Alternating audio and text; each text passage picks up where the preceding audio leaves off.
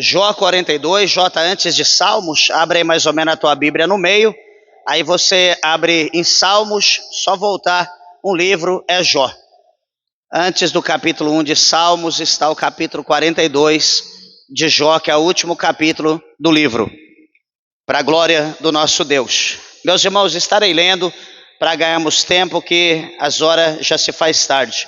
Jó capítulos 42, versos de número 10, diz assim: E o Senhor virou o cativeiro de Jó quando orava pelos seus amigos, e o Senhor acrescentou em dobro a tudo quanto Jó antes possuía.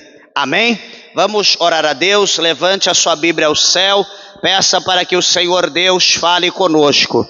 Maravilhoso, eterno, poderoso Deus, Criador dos céus e Deus, Criador da terra, ó grande Pai, nós com alegria na alma nos colocamos diante da Tua presença. Meu Deus, rasgamos o nosso coração, orienda labaia, surimicanta labaia, diante do nosso Pai, do nosso Deus, do nosso Mestre, do nosso Salvador. Meu Pai, Tu conheces as nossas limitações, Tu conheces, meu Pai, as nossas necessidades. Meu Deus, Tu sabes, Senhor, o que cada um tem passado, está passando, irá passar. Meu Deus do céu, eu tenho certeza que a Tua vontade é soberana e que o Senhor conhece, meu Pai, cada um que aqui está, pois o Senhor nos congregou nessa noite para nos abençoar por meio da Tua palavra. Senhor, fala conosco, laca sob a calabra cheia, não aquilo que nós queremos ouvir, meu Pai, mas aquilo, meu Deus, que nós precisamos ouvir de Ti nessa noite, meu Pai, é melhor. A subiotaua dos calamacheia, meu Deus, abre, Senhor, a porta do nosso coração, meu Deus, permita, meu Pai, com que a Tua palavra, ela adentre no profundo da nossa alma e que ela venha produzir o resultado pela qual ela é enviada pelo Teu Espírito Santo. Fala conosco, meu Deus, de uma maneira poderosa, de uma maneira concisa neste lugar, pois é o que nós Te pedimos e nós Te agradecemos, em nome do Deus Pai, do Deus Filho, do Deus Espírito Santo. Amém, Jesus, amém. Podeis assentar, meus irmãos. Desocupe a tua mão abençoada e dê uma salva de palma com instrumento de 10 cordas ao nosso Deus nessa noite, bem alegre para Jesus. No nome do Senhor. Meus irmãos, eu peço por favor a tua atenção à palavra de Deus. Como eu disse, eu creio que o nosso Deus, Ele tem uma palavra gloriosa para nós. Igreja, primeiramente, eu quero aqui lembrar aos meus irmãos que para o nosso Deus todas as coisas são possíveis, né? Para não há limite, é para o nosso Deus Ele agir, e a Bíblia nos mostra que Deus Ele faz tudo aquilo que Ele apraz. Lá no quando nós lemos o capítulo 18, né, do livro de Gênesis, nós vamos ver o Senhor Deus Ele dialogando com Abrão. E na ocasião o Senhor pergunta, né, na questão da dificuldade que Abrão ele passava, até mesmo acerca da promessa que o Senhor havia feito, né, que ele seria pai, né, de um filho, e por intermédio desse filho, né, todas as nações da terra seriam ali amplamente cobertas pela promessa do Senhor. E naquele momento, então, Abrão ele olhava para as suas dificuldades, para as suas limitações e também para a sua idade que já estava ficando avançada. E então nós observamos e vemos Deus, o Senhor, Ele falar para Abrão, né? Ele pergunta para Abrão, haveria alguma coisa, né? Na verdade, haveria alguma coisa impossível para o Senhor teu Deus? Então o Senhor ele pergunta, né, para Abrão se porventura havia alguma coisa impossível, pois o que Abrão estava vivendo naquele momento, as suas bênçãos, as suas posses, eram promessas que também havia sido feita a Deus, de Deus para Abrão, e que Deus já havia cumprido. Abrão já estava, entre aspas, abençoado, só precisava do filho. Mas para Deus é cada coisa no seu tempo. E nós achamos, né, com a nossa mente é um pouco diferente da de Deus, né, não é igual a de Deus, nós achamos que todas as coisas acontecem no momento que nós queremos, ou porque Deus fez uma promessa, Deus terá que agir exatamente no término da sua palavra. E na verdade não é assim, meus irmãos. Por exemplo, aqui nesse capítulo 42, nós estamos aqui lendo o término aqui deste livro, muito profundo, né? Um livro que na teologia fala para nós que é o primeiro livro poético aqui da Bíblia, né? Juntamente com Salmos, juntamente com Provérbios, Eclesiastes, Lamentação, Cantares, enfim. Então, esse primeiro livro poético, a Bíblia mostra para nós aqui uma história que é muito linda e também muito poderosa e que traz, né, talvez muitos não são aqueles que gostam de ler o livro de Jó, muitos gostam de ler o livro de Salmos, mas quando nós lemos, né, eu imagino que a gente lê, pelo tempo que a gente já leu, ou que lê o livro de Jó, perdão, a gente observa que esse livro, ele traz para nós um alimento muito sólido, né? Ele transforma a vida do homem, da mulher, num verdadeiro rochedo, num verdadeiro homem, numa verdadeira mulher de Deus, né? Porque a nossa vida muitas das vezes consiste em murmurar, né? Em lamentar, em questionar Deus, e achando que fazendo dessa forma, o nosso questionamento, a nossa murmuração, vai fazer Deus ele agir ao nosso favor muito rápido. E aqui nós observamos nesse capítulo que nós lemos, que a ação de Deus, ela começa a acontecer na vida de Jó, as coisas começam, presta bem atenção, as coisas começam a acontecer, né, de uma maneira ampla e muito detalhada, minuciosa na vida de Jó, quando Jó ele começa a orar pelos seus irmãos, pelos seus amigos. Nós olhamos do início do livro, nós já vamos falar acerca, nós vemos Jó, ele questionando, juntamente com os amigos julgando, Jó tentando se defender, questionando e vai daqui, passa o livro todo essa situação. Até que chega um momento que o Senhor Deus manda Jó cingir os seus lombos, porque agora Deus vai querer ver a sabedoria de Jó. Deus vai começar a fazer algumas perguntas, por exemplo, a tabuada do 1, para Jó, e Deus queria a resposta precisa. Então Deus, o Senhor fala, cinge o teu lombo que agora eu vou perguntar e tu vai me responder. E Deus começa a fazer perguntas básicas que qualquer pessoa poderia responder, que tivesse a mente de Deus. Então Jó, ele prefere colocar a mão na sua boca, ele prefere tapar a sua boca, ficar em paz, não falar mais nada e somente ouvir. Então ele observou que o tempo passado ele estava errando em questionar Deus no tocante a querer se defender da acusação que os seus amigos faziam contra ele. Então, recapitulando aqui, as coisas começam a mudar para Jó. Isso aqui já é uma brecha para nós aprendermos, né, que, como eu disse, nós somos peritos em murmurar, em questionar, e isso traz para nós prova. Murmurar traz para nós luta, processo, cada vez mais. E nós vamos aprender aqui que Jó, ele conseguiu a mudança do cativeiro, não o que ele estava esperando. Ele não pede que Deus mude o cativeiro em dobro, que Deus dê tudo em dobro para ele, que se deixe ele mais rico do que era. Eu não vejo Jó pedindo isso, né? Bem que quando nós lemos lá no capítulo de número 2, por exemplo, né, no capítulo de número 1, capítulo de número 2, nós vamos ver ele dizendo para Deus que Deus é bendito, porque Deus deu e Deus tomou, bendito é o nome do Senhor.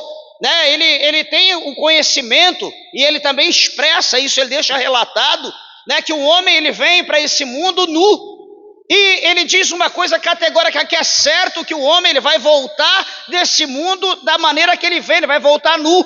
Ele não vai levar nada desse mundo. Do jeito que ele veio, ele vai voltar. Então Jó ele tem consciência. Jó ele não pede para Deus riqueza.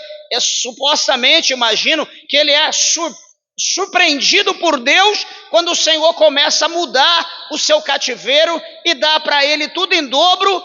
No tocante, observa, quando ele começa a orar. Quando ele começa a orar por aqueles que queriam o seu mal, por aqueles que o condenavam, por aqueles que o apontavam, por aqueles que, meu Deus do céu, acho que ninguém suportaria, né, os seus amigos ao redor, você numa situação terrível de dor, você está praticamente quase informe, irreconhecível. Lá no capítulo 3 a Bíblia diz que ele estava irreconhecível, seus amigos não reconheceu, ficaram ali muitos dias, de longe, sentados, chorando, vendo ali algo que um dia foi um homem poderoso, um homem, entre aspas, por eles, um homem de Deus, e agora está ali definhando, está ali derretendo como um gelo, diante da miséria, diante do sofrimento. Então Jó, ele pensa agora, ele olha para aqueles homens, ele tem o conhecimento agora de Deus, e o que Jó vai fazer? Algo que nós temos que fazer.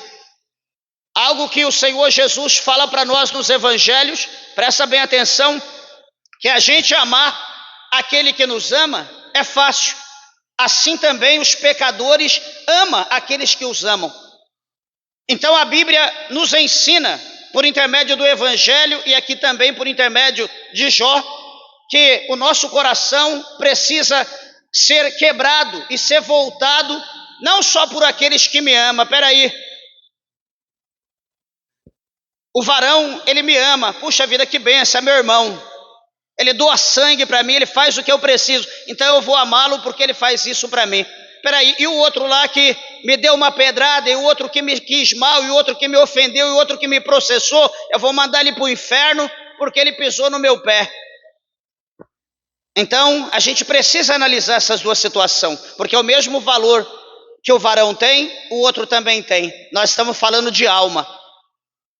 Alma é indiscutível, não tem preço, é o maior valor de tudo que existe nessa terra. Uma alma está acima de qualquer valor. Então, para nós entender aqui este capítulo 42, o versículo de número 10, onde o Senhor, ele vira o cativeiro de Jó, quando ele ora, ou ele orava pelos seus amigos, nós precisamos entender como era a situação.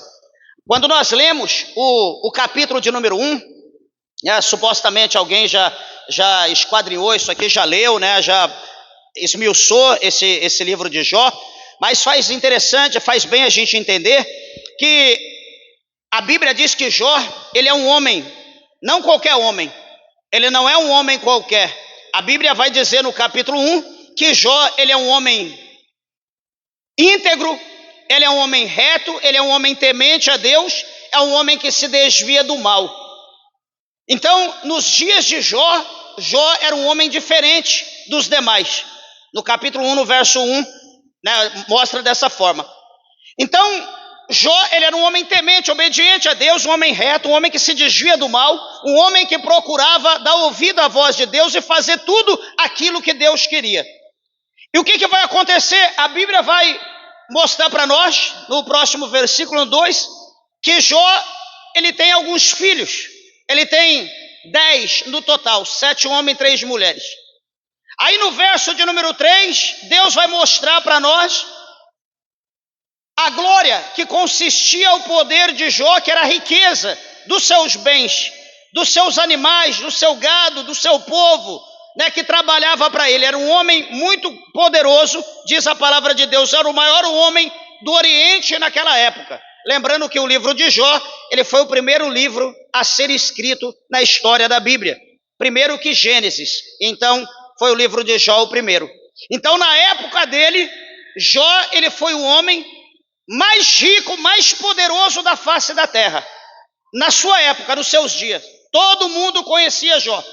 Por ele ser temente, reto, obediente, por ele se desviar do mal, pelos seus filhos, pela a riqueza que ele tinha, pelo poder que isso trazia a ele. Só que, meus irmãos, a Bíblia vai mostrar para nós que de tempo em tempo, os seus filhos se reuniam, né, para fazer banquetes, para se alegrar, talvez para comemorar o aniversário um do outro, talvez ali para comemorar o final de semana, ou talvez para comemorar, enfim, qualquer outra coisa. E eles se reuniam para se alegrar, para banquetear, enfim, como homens, mulheres, como família, alegres com a presença de Deus. A Bíblia não mostra para nós Jó entre eles, porque era pai, era normal ele estar entre eles, mas Jó não estava entre eles. A Bíblia não mostra que Jó estava participando daquele evento. Mas uma coisa que a Bíblia vai mostrar para nós, que Jó na retaguarda, Jó em oculto, sem a presença dos filhos, Jó ele fazia algo muito interessante. O que Jó fazia? Ele oferecia a Deus sacrifício em questão dos seus filhos, pensando, porventura, os meus filhos reunidos, banqueteando, se alegrando, de repente eles podem profanar, de repente eles possam pecar, que todo homem está propenso a pecar, de repente os meus filhos possam tropeçar, possam ofender a santidade de Deus, de repente meus filhos possam fazer alguma coisa que vai trazer a ira de Deus sobre eles. Então o que Jó fazia como sábio, como intercessor? Jó, ele oferecia sacrifício, ele preparava ali aquele banquete, ele oferecia a Deus aquele sacrifício, para que Deus perdoasse os seus filhos, que porventura naquela reunião, naquele banquete, eles pecassem contra Deus, para que Deus não viesse imputar nada sobre os seus filhos. Então, essa atitude de Jó mostra para nós uma prudência muito grande. Jó era um homem muito prudente. Só que no tocante a toda essa situação, agora no verso de número 6, a Bíblia vai nos levar para outra dimensão do capítulo 1, aonde os filhos de Deus, eles vão se aproximar de Deus, vão se apresentar diante do Senhor. E a Bíblia vai mostrar para nós que também entre eles vai se apresentar Satanás. E ele está ali na fila para se apresentar, e chega o momento dele, a Bíblia vai mostrar para nós que o Senhor vai perguntar para Satanás: de onde vens? E Satanás vai responder a Deus e vai dizer: de rodear a terra e de passear pela terra. Ele responde dessa maneira para Deus: eu rodeio a terra e eu tenho passeado sobre a terra. Então, quando ele responde dessa maneira, certamente ele viu tudo, ele observava tudo, tudo estava sobre os olhos dele, né? Porque muitas das vezes, eu sempre falo isso aqui, né, que tem muitas pessoas que batem o pé, Satanás está embaixo do meu pé, está ali pisando na cabeça dele, e eu penso, Satanás, no pensamento dessa pessoa, deve ser o capacho, deve ser o tapete, deve ser o piso que ele está pisando. Porque, meus irmãos, nenhum de nós pisamos na cabeça de Satanás. Satanás, ele é poderoso, ele tem muito poder, não é exaltando ele não. Ele tem poder, tem muito poder, mas a fonte de todo o poder é o nosso Deus. Satanás, ele é limitado, ele tem poder mais do que qualquer um de nós, mais de qualquer ser humano, mais de qualquer exército que existe na face da terra. Satanás tem poder, abaixo de Deus ele tem poder. Só que nós adquirimos o poder de Deus na unção do Espírito Santo, na oração, no jejum. Nós temos poder para mandar ele para o inferno. Nós temos o poder de repreender qualquer laço, qualquer cilada, qualquer ação do diabo. O Senhor nos dá esse poder. A Bíblia fala, por intermédio do apóstolo Paulo, lá no livro de Romanos, no capítulo 16, o apóstolo São Paulo escreveu dizendo que em breve,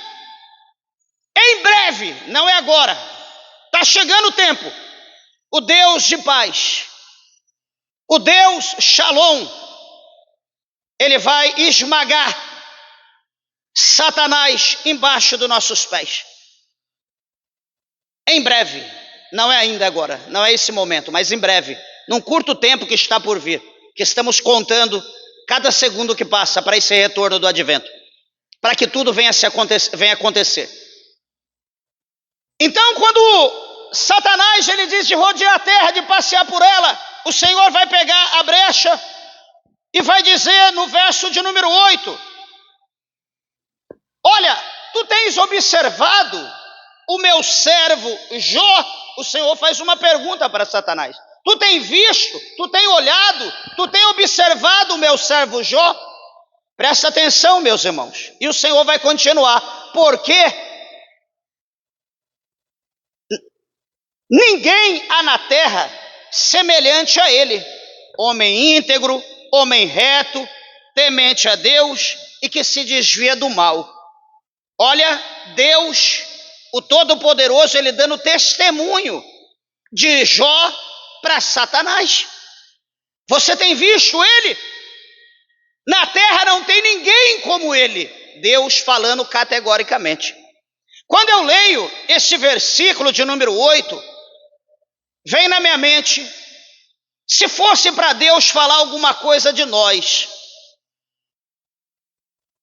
para um anjo, não estou dizendo para o cão, para Satanás, estou dizendo para um anjo, será o que Deus falaria de nós? Lembrando que Deus, ele é onisciente, onipresente, onipotente, que isso são os atributos do nosso Deus. Será o que Deus diria de cada um de nós? Será que você já pensou? O nosso olhar, Deus ele vê onde nós colocamos nossos olhos. O nosso pensamento está tudo diante de Deus. As palavras, antes de sair do nosso lábio, ele já sabe o que nós vamos proferir, o que nós vamos falar. Tudo está diante de Deus. Será qual o testemunho que Deus daria acerca de cada um de nós, assim fosse para Deus fazer? Imagino eu que não seria fácil, ou talvez Deus evitaria dar testemunho, para não exaltar alguém e abater outro. Mas quando Deus ele faz essa pergunta, mostrando algumas qualidades de Jó, que Jó tinha bem mais, a Bíblia vai mostrar para nós que Satanás vai olhar para Deus no verso 9 do capítulo 1 e vai dizer, olha, a propósito, Jó, ele teme o Senhor debalde? Será que Jó teme o Senhor em vão? Jó, desculpa da expressão, mas para os irmãos entenderem, Jó é macaco velho. Jó não põe a mão em cumbuca não, nem sobe em galho seco. Jó, ele sabe que ele sendo fiel a ti, quanto mais ele é fiel, mais o Senhor abençoa. Satanás está usando a mesma expressão da teologia da prosperidade que hoje foi injetada até por osmose na vida das pessoas, que muitos acham que vir à igreja ou aceitar Jesus, ou quer dizer, Jesus, né? Jesus entre aspas, porque quem vem para a igreja preocupado com dinheiro, com riqueza, ele veio atrás de mamon, ele veio aceitar mamon, ele não veio aceitar Jesus.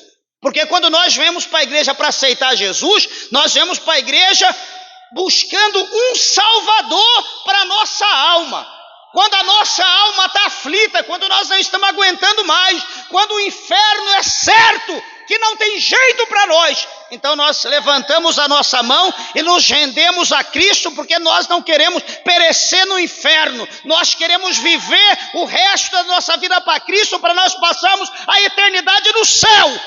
Então, esse é o objetivo do crente, é aceitar Jesus para ir para o céu. Agora, o crente de hoje, moderno, como aqui a mentalidade de Satanás, não, Jó está te servindo, ele é fiel, ele é dessa maneira, lógico, porque o Senhor enriquece ele não é bobo. Você acha que Jó é bobo? Não é bobo não. Então hoje essa doutrina da prosperidade foi introduzida na mente das pessoas, que eu tenho que ir para a igreja, porque se eu der, Deus vai devolver em dobro, quanto mais eu semear, mais eu vou colher. É isso que a Bíblia ensina para nós? Não é isso. Mas é isso que te ensinaram, mas não é o que a Bíblia ensina para nós. Todo texto sem contexto gera pretexto para heresia. E é o que tem acontecido hoje. A igreja está se tornando uma igreja herege, um povo herege por falta de entender a palavra de Deus.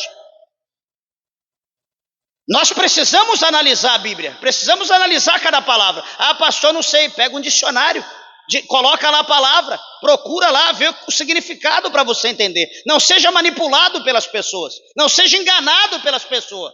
Porque se você aprender errado, você vai para o inferno, porque você vai viver errado. Nós temos que aprender certo para viver o certo. Eu aprendi assim, eu vou viver assim, não importa. Sabe por que você não quer mudar? Porque está te trazendo o privilégio. Viver do jeito que você acha que está bom, é porque está trazendo o privilégio. Não está tendo renúncia. Pastor, mas o Espírito Santo de Deus não me acusa. Lógico, você não tem o Espírito Santo de Deus, porque você não está como a Bíblia quer. Você não está limpo, não está limpa, não foi lavado pelo sangue de Cristo, não está liberto, não foi liberta ainda. Faz tudo o que o mundo quer que você faça, então por isso você vai morrer velho de bengala na mão e nunca você vai ouvir o Espírito Santo falar alguma coisa com você. Eu estou tranquilo, porque o Espírito Santo, ele não me acusa de nada. Benção, vai esperando ele te acusar. Então, essa mesma ação de Satanás, isso é colocado hoje nos corações. O diabo, ele tem essa mentalidade e ele compartilha a sua mentalidade com as pessoas. As pessoas às vezes acreditam. E o que ele vai dizer no verso 10? Para Deus ainda. Porventura tu não cercastes de sebe, né? Diz aqui na minha tradução, e outra tradução diz, tu não cercaste ele de bens? Tu não tem dado a ele em abundância a sua casa, tudo quanto tem? A obra da sua mão abençoaste, o seu gado tem aumentado de forma estrondosa na terra. Então, aqui está caracterizado, está provado aqui pelo inimigo, por Satanás, o grande perito, o grande descobridor dos mistérios de Deus, que Jó é fiel, só porque Deus tem prosperado, porque Deus tem multiplicado os seus bens na terra. Meus irmãos, se nós formos olhar no contexto geral no mundo, os maiores empresários que existem na face da terra hoje, se nós for olhar para essa primícia aqui, olha como Satanás está enganado ou como ele está querendo enganar alguém. Se nós formos olhar os donos do mundo, os maiores empresários do mundo, são satanistas. São bruxos, são maçons, e entre outras seitas ocultas. Não são todos, tem alguns que são ricos, mas não todos. Dá para lembrar mais ou menos quantos que são ricos, como o diabo está mostrando aqui. Mas os mais ricos não servem a Deus. Não tem nem compromisso, nem crê em Deus. Não está nem aí para Deus, para crente, para a igreja, para nada, para a humanidade. Então o diabo está mostrando aqui que quanto mais o homem tem, quanto mais ele é abençoado, mais é sinal da presença de Deus na vida dele. Muitas pessoas acreditam, muitos leem isso aqui, muitos ouvem as pregações de hoje e dizem a verdade. Então eu tenho que ser rico para mim ser um homem de Deus, uma mulher de Deus. Será que Deus ele faz acepção de pessoa? Como eu disse aqui, vou repetir. A preocupação de Deus, a preocupação do diabo, não é com celular, como às vezes a gente acha, não é com carro, não é com dinheiro, conta bancária, não é com cartão Platinum, Black. A preocupação de Deus não é com ouro, com prata, não é com a nossa casa. A preocupação de Deus e do diabo é a mesma. E a preocupação é alma. Alma é o que é de maior valor e o que mais Deus preocupa e Satanás também preocupa. E a nossa preocupação, de uma forma geral, está aqui na mentalidade do diabo. Para nós se desviar da vontade de Deus. Eu tenho que ser rico, eu preciso ser rico, eu tenho que ter, eu preciso ter. Pessoas que hoje, é lamentável, estão abrindo mão de cargos ministeriais, estão abrindo mãos de apacentar a igreja, estão abrindo mão de missão, estão abrindo mão de responsabilidades na igreja, que talvez para ele não tenha valor, mas para Deus é uma responsabilidade muito grande, administrar as coisas de Deus. Tem gente abrindo mão para trabalhar, para ganhar dinheiro, para ficar rico, por causa de 100, 200, 300 cruzeiros a mais no pagamento, ele abre mão de tudo. Desculpa eu falar, meus irmãos, são pessoas miseráveis, São pessoas que não crê, desculpa eu falar assim, Deus sabe da tua necessidade, mas uma coisa eu quero dizer para você, o capítulo 6 do Evangelho de São Mateus, é questão de usar nossa fé, se prega a fé hoje, mas é a fé para enriquecer, não é a fé para a gente crer no sobrenatural de Deus, porque a fé do sobrenatural de Deus é aquilo que o Senhor fala, lá no Evangelho de São Mateus, no capítulo 6, que os pássaros, o Senhor Deus alimenta eles, eles não colhem, eles não semeiam, eles não cegam, eles não ajuntam em celeiro, mas todavia o Senhor os alimenta. Essa é a fé que Deus quer que nós tenhamos nele. Lembrando que o pouco com Deus, Deus ele abençoa. Deus ele supre a nossa necessidade. Tolos são aquele que acha que vai ter uma vida melhor, que ele abre a mão das coisas de Deus para poder viver o mundo comparado com as pessoas do mundo, achar que ele vai ser igual. Aí eu lembro, o que Jesus disse nos evangelhos? O que adianta o homem, ele ganhar o mundo inteiro, ele conquistar o mundo todo, e ele perder a salvação da sua alma? O pouco com Deus, Deus pode transformar seus 10 reais em 1.000, ele pode transformar os seus 100 reais em 10 mil, ele pode transformar o teu salário mínimo em 15, 20 mil. Pastor, eu estou dizendo, é uma questão de fé.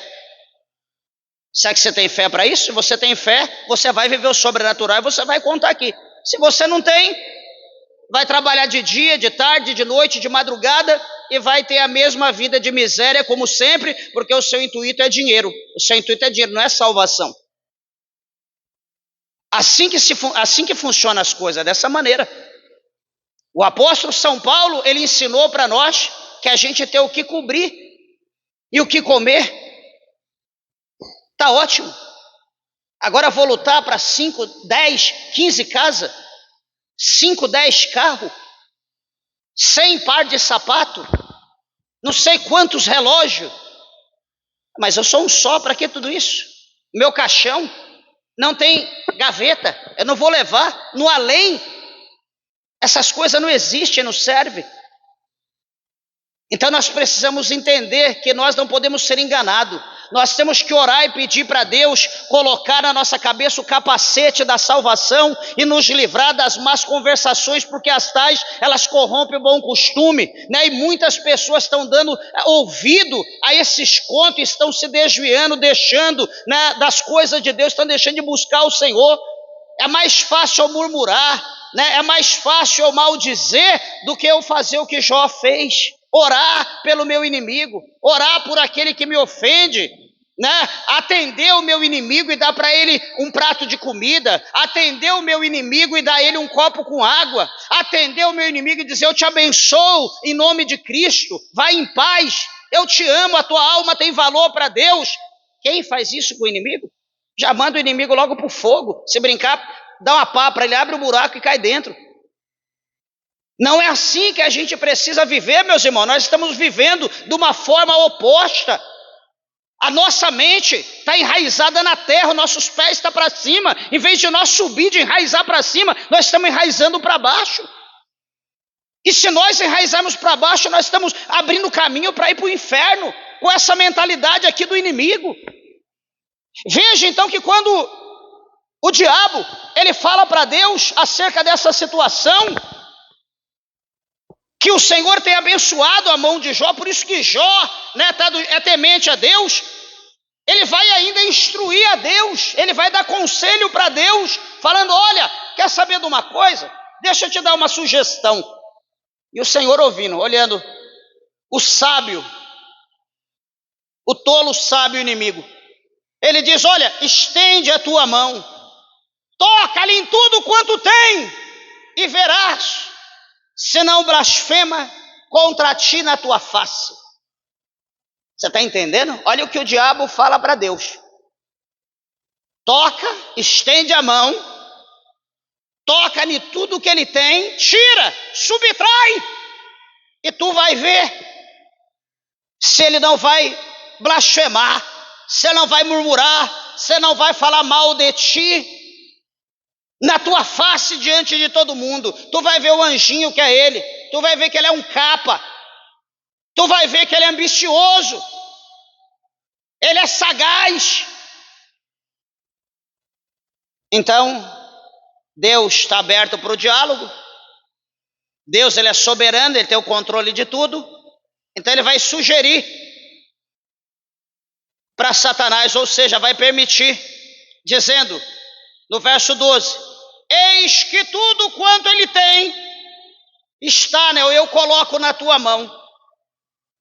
Somente contra ele não estendas a tua mão. E Satanás saiu da presença do Senhor. Ele só queria o sinal verde. Ele só queria o green card, dizendo assim, para que ele pudesse agir, fazer o que ele tinha que fazer, para se cumprir, o que está escrito lá no capítulo 10, verso 10 do Evangelho de São João, onde a Bíblia usa o ladrão, mostrando ele na personalidade do diabo, a tríplice função do diabo, ou do ladrão, mas como o diabo, que veio matar, roubar e destruir. Quando Deus coloca tudo na mão dele, ele sai. Por quê? O que será que vai acontecer agora, meus irmãos? Quando Deus dá autoridade para o diabo, o que será que vai acontecer? Nós precisamos lembrar que lá no capítulo 5, no verso de número 8, da primeira missiva ou a primeira carta do apóstolo São Pedro, 5:8, ele diz para nós que, para nós vigiarmos, para nós estarmos atentos, porque ao nosso derredor existe um camarada chamado Satanás, que ele está ao nosso derredor rugindo como um leão sagaz, faminto, buscando a quem possa tragar. Só que ele está ao nosso derredor, não ao nosso redor, porque se tivesse ao nosso redor, seria fácil para ele nos tragar, mas ao derredor quer dizer que tem um obstáculo entre nós e ele, que impede ele de nos tragar. Ele precisa pedir permissão para que a porta desse obstáculo seja aberta para ele entrar. E então ele vai pedir, diz a Bíblia que ele vai pedir permissão para Deus, e o Senhor permite. O Senhor põe a chave na mão, então abre a porta, vai lá. Tudo que ele tem está na tua mão, só não toca nele, porque ele me pertence, a alma dele é minha. Meus irmãos, olha que confiança, olha o que Deus acaba de fazer. Eu pergunto, será que Deus, ele conhece o homem? Será que Deus, ele conhece cada um de nós? Será que Deus, ele sabe até onde vai a nossa fidelidade para com ele? Até onde nós vamos resistir? Até onde nós vamos dizer, Senhor, eu sou fiel? Igreja, eu lembro os apóstolos, num determinado dia, quando Jesus, ele fala que o pastor seria ferido, as ovelhas iriam se dispersar. Jesus ali dialogando, falando acerca que ele seria entregue, traído, entregue, seria julgado, condenado, iriam escarnecer dele, ele ia passar todo aquele processo da cruz. Quando Jesus expressa isso, os discípulos todos se levantam, na pessoa de Pedro e os demais no coro. Senhor, se possível for, eu darei minha vida, fica tranquilo que eu vou contigo até a morte, qualquer coisa eu dou minha vida, eu morro por ti, nada disso vai acontecer, Senhor, fica tranquilo. Todo mundo junto, não, Senhor, nós estamos aqui, nós somos seu escudo. Meus irmãos, na hora que está tudo bem, é fácil a gente jurar fidelidade. Na hora do amor, na hora da mesa farta, na hora do dinheiro, cartão de crédito, bênção, vitória, é bom dizer eu te amo. Mas, e quando chegar o dia mau? E quando chegar o dia da escassez? E quando chegar o dia que você abrir a panela não tem nem o sal para fazer uma água com sal, jogar uma cebolinha no meio, igual já passei quando pequeno, não tinha o que comer, água com cebola.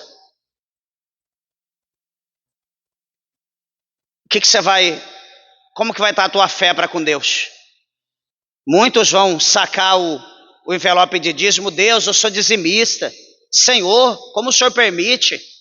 Muitos vão pegar a credencial. Senhor, tá aqui, eu sou membro da tua casa, eu sou obreiro, sou ministro, olha a prova. Isso vai mudar alguma coisa? Não. O que vai mudar? Joelho no chão, cara no pó. Quem sabe haja esperança. É o que Lamentação, que Jeremias fala para nós em Lamentação. Vamos pôr a nossa boca no pó. Vamos nos achegar a Deus, que Deus quer mudar a nossa vida. Mas mudar a nossa vida de acordo com o capítulo 6, verso 33 de São Mateus. Buscai primeiramente o reino de Deus e sua justiça, e todas as demais coisas serão acrescentadas. Primeiramente o reino de Deus. Por que você não veio para o culto ontem? Ah, não, é que me ligaram, disseram que alguém ia passar aqui em casa, e eu fiquei esperando a pessoa passar. Por que você não veio no culto, no círculo de oração? Ah, porque tive que levar o cachorro para tomar banho. Ah, por que você não veio para o culto ontem? Não, porque eu fui puxar com as amigas, com os amigos, não sei o que, no happy hour. Ah, que benção. Então, se Deus está em último lugar na vida de pessoas assim, os seus planos, as suas necessidades diante de Deus, Deus vai colocar lá para o final, vai até, se brincar, vai até esquecer, ela vai jogar lá no porão do céu. Então Deus nos trata da maneira que nós o tratamos. Deus sabia que Jó era fiel. Deus olhava para Jó e via sinceridade no coração. Ele sabia que Jó era homem de fibra. Ele sabia que o chicote podia estar lá, que em vez de Jó gritar ai, ele ia gritar glória a Deus. Ele ia dar glória a Deus, ele não ia gritar ai, ele não ia gritar está doendo. Ele ia dizer mais, Senhor, a tua graça, o teu poder aperfeiçoa na fraqueza. Então, o que ocorre? Satanás sai da presença do Senhor rapidamente, e vai chegar um dia, veja bem, que eu olho aqui para essa palavra, para esse versículo de número 13, do capítulo 1, e eu percebo uma coisa, que a situação, quando Deus ele quer provar, que nem sempre aquele que está sendo provado, que é os nossos olhos, os olhos humanos, como no capítulo 3 aqui revela, nós vamos ver isso em outra situação. No capítulo 3 nós vamos ver que os amigos de Jó olharam para Jó. Jó estava lá num determinado, ficaram de longe, sentado lá durante 7 dias, 7 noites, olhando para Jó, chorando, e depois certamente pararam e começaram a maquinar. Qual o problema? O que esse homem fez? Esse homem era o mais rico, agora se tornou miserável, não tem nem casa, não tem esposa, não tem filho, perdeu tudo. Esse homem, alguma coisa ele fez errado. Então, aos nossos olhos, quando um irmão está na prova, quando uma irmã está na prova, nos bastidores, lá no secreto, o que se ouve queria ser santo, olha lá, a prova. Era o melhor, olha lá o que ele está passando. Ela queria ser a melhor, olha lá o que ela está passando lá. O chicote está estalando, sabe o que? Aquilo é pecado. Deus está cobrando, Deus está punindo. É assim que a gente fala. Mas, meus irmãos, nem sempre a prova é sinal que alguém está em pecado. Né? Existem algumas provas, mas as principais provas, Deus está provando para aprovar, ou alguém está em rebelião e Deus quer um conserto. Né? Existem outras, mas as mais básicas é essa. Eu olho um crente fiel, temente a Deus, quando ele está ali buscando, orando, como às vezes a gente tem exemplos aqui de pessoas, que a gente conhece a índole da pessoa, o que a gente vai falar? A gente vai dar um abraço, falar, meu irmão, continua, Conta com a nossa oração, porque Deus é contigo. Tu está passando na prova, mas Deus vai te levantar. Deus vai te fortalecer, Deus vai te dar dom. Deus está te moldando para isso, porque o dom de Deus é perfeito. Você está buscando, a imperfeição está em nós. Então Deus está te provando para te encher, para te dar algo além do que você tem pedido. Deus quer te tornar um vaso, um instrumento, uma ferramenta na mão dele. Então vai nessa tua fé, conta com o meu jejum, com a minha oração. É assim o incentivo.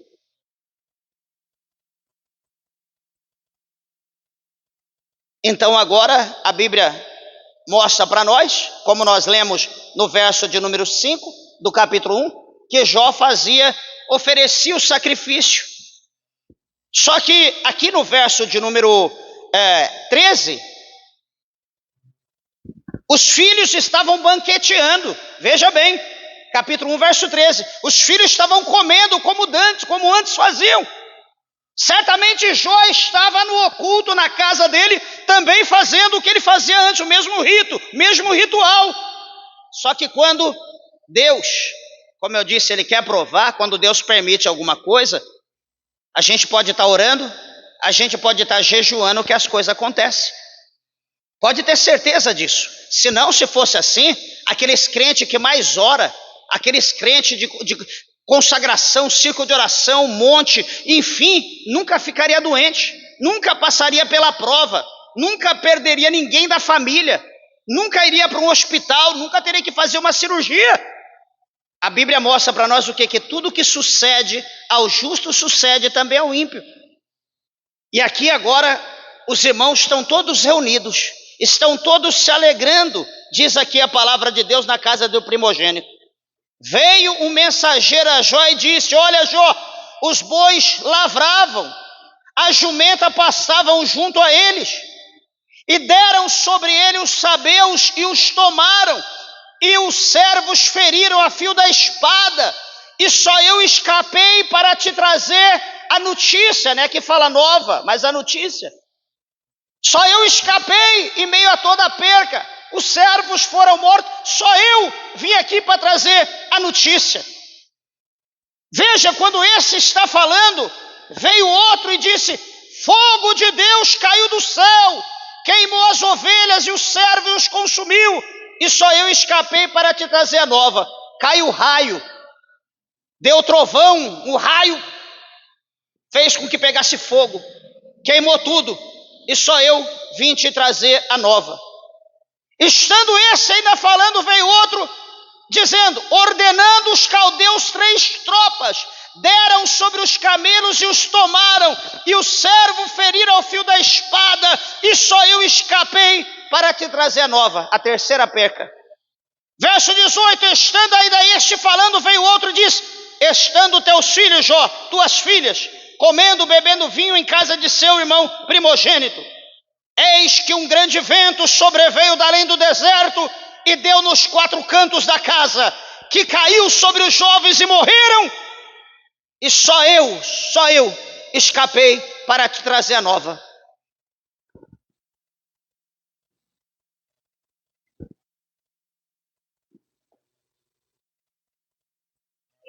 De todo o povo, só 4 escaparam para trazer a nova.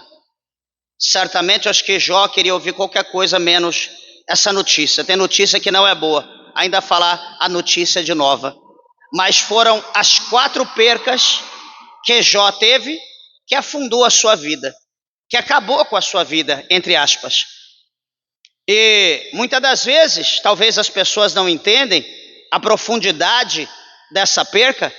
Já conheci, hoje, graças a Deus, acho que as pessoas estão mais prudentes, mas eu já conhecia muito pessoas mesmo lá em São Paulo, que dizia, conversando: não, eu estou na prova de Jó, estou passando pela prova de Jó. Isso no início da minha fé, eu ouvi aquilo, prova de Jó.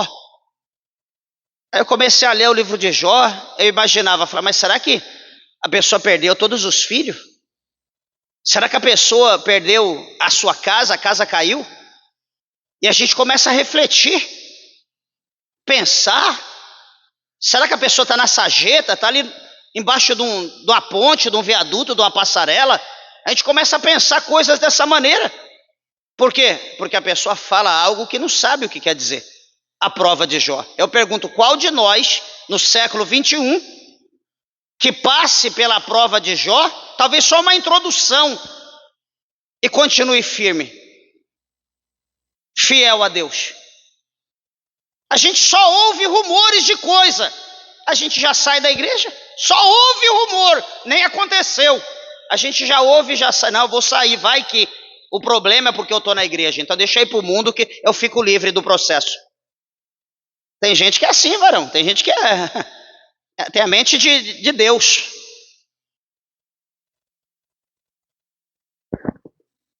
O que Jó vai fazer nessa situação? Ele ouvindo todas essas boas novas, o que Jó vai falar? Então Jó, no verso 20, Jó ele se levanta, se coloca de pé. Jó ele vai rasgar o seu manto, ele rasga a sua veste, ele rapa a sua cabeça que como a minha. E a Bíblia diz que Jó, ele vai fazer o que agora? Ele vai se lançar em terra, ele vai dobrar o seu joelho, ele vai pôr o seu rosto no pó, ele vai fazer igual Jeremias fala em Lamentação, ele vai murmurar, ele vai chorar, ele vai gritar: Senhor, o que vão dizer de mim? O que vão falar de mim? Vão me acusar, vão falar que eu estou em pecado, que eu estou em rebelião, em rebeldia. Senhor, me tornei um miserável, não tenho mais nada. Jó vai fazer todo esse processo, dobrar o seu joelho e vai abrir a boca para falar isso para Deus? Não. Ele faz tudo isso, ele dobra o seu joelho e põe a cara no pó, e a Bíblia encerra o versículo 20, dizendo que ele adorou a Deus. Pastor, mas adorar de que maneira? Como que ele adorou? Ele deu risada, ele chorou. O verso 21, ele adorou a Deus da seguinte forma: nu saí do ventre de minha mãe, e nu tornarei para lá. O Senhor o deu, e o Senhor o tomou. Bendito seja o nome do Senhor. Labassúria, calamassúria, surimicanta, labaia. E a Bíblia vai dizer que em tudo isso, Jó não pecou nem atribuiu a Deus falta alguma. Igreja, eu sugiro, imploro, pudesse impor por uma lei que todo mundo estudasse o livro de Jó os pormenores. Nós voltaríamos a ser crente como antigamente, como os crentes do início da minha fé na década de 80, 70 e etc. Enfim, talvez tenha alguém aqui mais velho. Tempo do povo que orava, que a igreja balançava. Tempo que, meus irmãos, não tinha conversa com pecado. Ninguém media a palavra para pregar. Encerrando, determinado dia, quando a gente chegou aqui de São Paulo, acho que talvez uns 12 anos atrás, ou talvez 10, não sei, me liga alguém dizendo: pastor, queria que o senhor fosse pregar na minha igreja. O senhor tem a oportunidade? Eu falei: dependendo do dia, o mês, enfim, a gente tendo a oportunidade, a gente vai. Mas primeiro, pastor, eu quero que o senhor abençoe a minha igreja. Eu não quero que o senhor doutrine a minha igreja, eu quero que o senhor abençoe, porque eu já doutrino. Eu ia perguntar para ele o que é doutrina, mas eu fiquei quieto, falei: não, deixa. Porque doutrina, meus irmãos, nada mais é, nada menos do que ensinar. O que nós estamos fazendo aqui, nós estamos doutrinando, nós estamos ensinando. Então, geralmente a pregação é a doutrina. Mas eu não quero que o senhor doutrine, porque eu já doutrino o meu povo. Eu quero que você abençoe o meu povo. Eu falei: varão, então isso não cabe para mim. Se o senhor me dá um tema, eu vou estudar o tema, a palavra que Deus me dá, eu vou pregar. Agora, selecionar a palavra para pregar, de acordo com como o senhor quer, me desculpa, mas não conheço isso não. Não dá para mim não. Fora. E por dinheiro hoje, as pessoas estão negociando a palavra de Deus, estão pegando versículos isolados da palavra de Deus, estão maquiavelando para abençoar o povo, para dar vitória, quando na verdade Deus queria exortar, Deus queria ensinar, Deus queria corrigir, Deus queria trazer o povo de volta à cruz. Mas enfim, né? Vai chegar um dia que cada um desses atores vão ter que dar conta diante de Deus, e todos aqueles que o seguir também terão que dar conta diante de Deus. Eu não sou melhor, longe de mim, estou longe, longe, mas eu sou crente da antiga, eu prefiro pregar a palavra como era. Por mais que a gente estude, por mais que a gente faz teologia, mas a palavra tem que ser pregada como ela é. Não podemos maquiavelar a palavra porque não é minha. Eu não tenho autoridade para mudar a palavra de Deus. Eu não posso mudar algo que não é eu que escrevi. Só quem pode é Deus. Então o que você aprendeu, guarde no teu coração. Não se venda. Não aceite o que não é de Deus. Seja exigente. Exija além daquilo que te dão. Prove, chame o pregador. Pregador, acabou o culto, chama ele no cantinho. Apesar que hoje muitos, né, já saem por uma porta lá no fundo, né, nem passa dentro da igreja, nem ora para ninguém. Mas se você tiver oportunidade, chama o camarada. Mostra para mim na Bíblia, você falou isso e isso, eu quero ver. Me prova. Não é isso que está escrito não. Tal lugar está escrito assim, assim, assim. Confronta. Ele vai ouvir 2, 3 vezes, ele vai tomar vergonha na cara, ele não vai agir dessa forma mais. Aí se você der show, se você deixar ele dar show, aplaudir, enriquecer o camarada cada vez mais, a gente vai ter o que a gente tem hoje e daqui a um tempo muito mais pior. Então seja sábio, em nome de Jesus, não aceite qualquer coisa. Tenha um paladar aguçado, seja refinado na palavra de Deus. Amém? Meus irmãos, as horas se foram, que Deus abençoe a tua vida. Dê uma salva de palma bem alegre para Jesus.